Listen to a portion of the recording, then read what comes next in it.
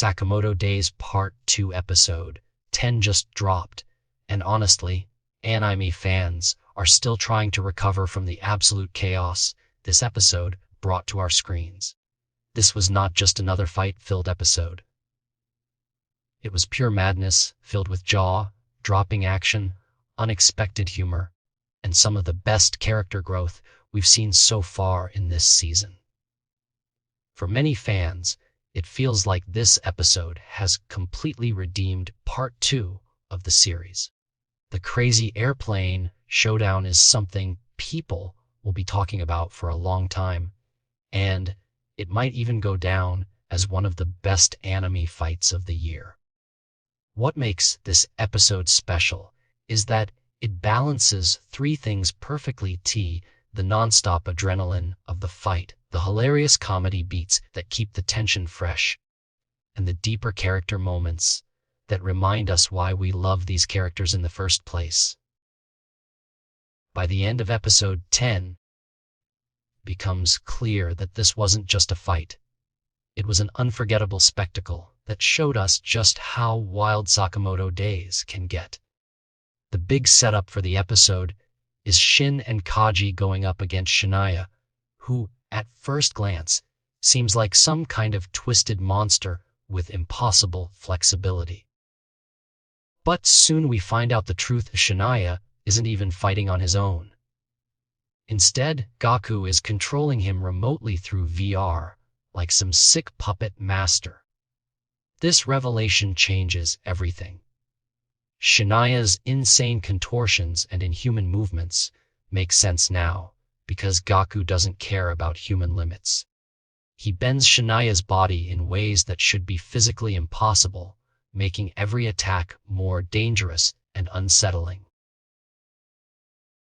The horror of it all adds an extra layer of tension, because Shin and Kaji aren't just fighting one man.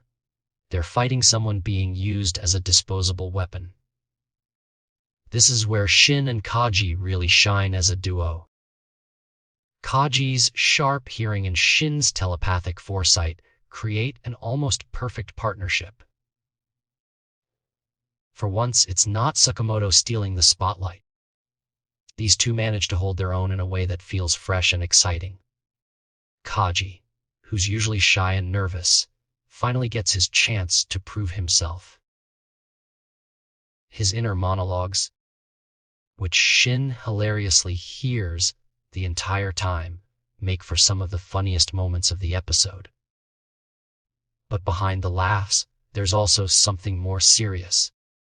Kaji pushes himself so hard that his eardrums rupture, while Shin risks burning out his foresight ability. They're literally hurting themselves just to keep up with the fight, which shows just how high the stakes have become. Still, as strong as they are together, it's just not enough. That's when the man himself arrives, Sakamoto. And when he enters the scene, everything changes. What happens next is pure anime greatness. Sakamoto doesn't just fight. He turns the entire airplane into his weapon. He uses every object around him, from baggage compartments to landing gear, in ways that no one could have predicted. One of the most talked about moments is when he slams Shinaya's face so hard that it stamps a passport. Another highlight is when he tosses Shinaya into the cockpit like it's nothing, or when he swings him around with the landing gear wheels as if they were a giant hammer.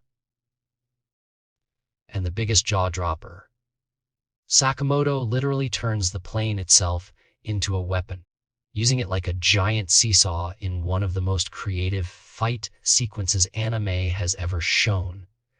This isn't just mindless action, though. What makes this episode so satisfying is how it keeps developing the characters, even in the middle of chaos. Kaji steps out of the background and shows courage in a way that makes him an instant fan favorite. His bravery and inner commentary are both hilarious and inspiring. Shin, on the other hand, continues to grow more independent, no longer just Sakamoto's sidekick.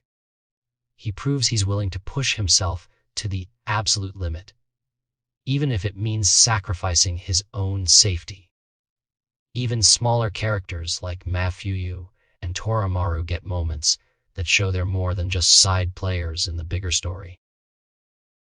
The balance of action, comedy, and growth is what makes this fight stand out so much. It's not just a flashy sequence. It's a moment where everyone contributes, everyone grows, and everyone feels important. And then there's Sakamoto himself. The way he uses his environment with such creativity and power is a reminder of why he's in a league of his own.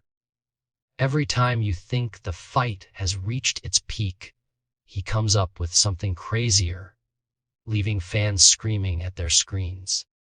The ending of episode 10 ties everything together perfectly.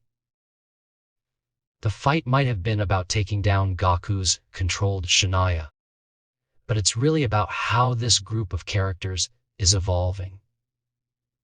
They're learning how to fight together, how to trust one another, and how to push beyond their limits.